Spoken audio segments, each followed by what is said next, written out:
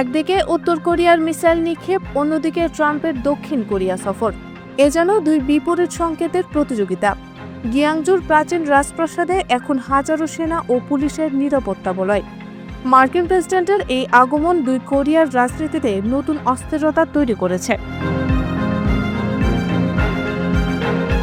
এই সফরকে যুক্তরাষ্ট্রের এশিয়া নীতির শেষ অধ্যায় বলা হলেও এর কূটনৈতিক ও সামরিক গুরুত্ব কম নয়।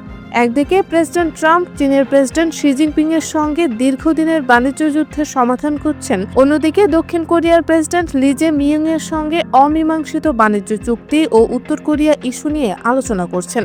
এর মধ্যেই পিয়ংইয়ং এর নতুন ক্ষেপণাস্ত্র পরীক্ষা পুরো আলোচনাকে নতুন করে জটিল করে তুলছে। বৈঠক শুরুর আগে ট্রাম্পের মনোযোগ এখন পুরোপুরি অর্থনীতি ও ভূরাজনীতিতে। অগ্রাধিকারের তালিকায় আছে যুক্তরাষ্ট্রের শুল্ক নীতি, চীনের সঙ্গে সম্পর্ক আর দক্ষিণ কোরিয়ার $350 বিলিয়ন বিনিয়োগ পরিকল্পনা। ব্লুমবার্গের প্রতিবেদনে জানা গেছে, চীন যদি ফেন্টানিল উৎপাদনে কঠোর নিয়ন্ত্রণ আরোপ করে তবে ট্রাম্প কিছু মার্কিন শুল্ক কমানোর বিষয়ে ভাবছেন। তবে দক্ষিণ কোরিয়ার সঙ্গে আলোচনায় এখনও তেমন অগ্রগতি দেখা যায়নি, আশাবাদীও নয় কোনো পক্ষ।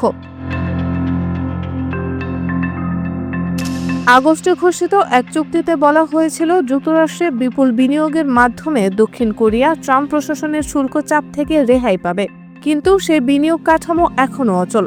এরই মধ্যে ওয়াশিংটন নতুন শর্ত হিসাবে প্রতিরক্ষা খাতে আরও অর্থ প্রদানের দাবি তুলেছে। অন্যদিকে সেউল চাইছে মার্কিন অভিবাসন নীতিতে পরিবর্তন, যাতে নতুন কারখানায় দক্ষ শ্রমিক নিয়োগ সহজ হয়।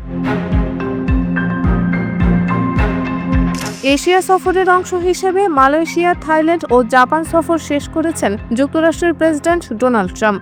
মালয়েশিয়ার আসিয়ান সম্মেলনের ফাঁকে তিনি একাধিক নতুন বাণিজ্য চুক্তি ঘোষণা করেন। আর টোকিওতে জাপানের নারী প্রধানমন্ত্রী সানায়ে তাকাইচির সামরিক সক্ষমতা বাড়ানোর উদ্যোগকে স্বাগত জানান ট্রাম্প। দুই দেশ যৌথভাবে $550 বিলিয়ন বিনিয়োগ চুক্তিতেও স্বাক্ষর করেছে।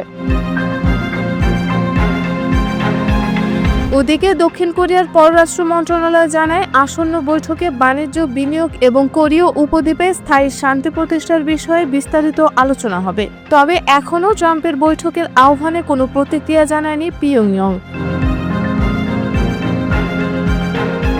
এর আগে কিম জং উন স্পষ্ট করে বলেছিলেন, যুক্তরাষ্ট্র পরমাণু নিরস্ত্রীকরণের চাপ বন্ধ না করলে আলোচনায় বসার কোনো প্রশ্নই ওঠে না।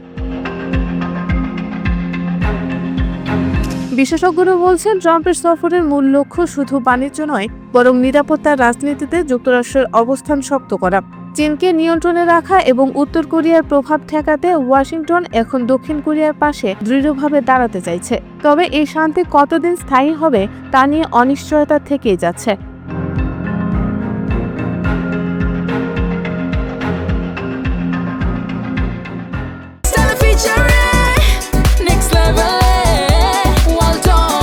Side by side fridge.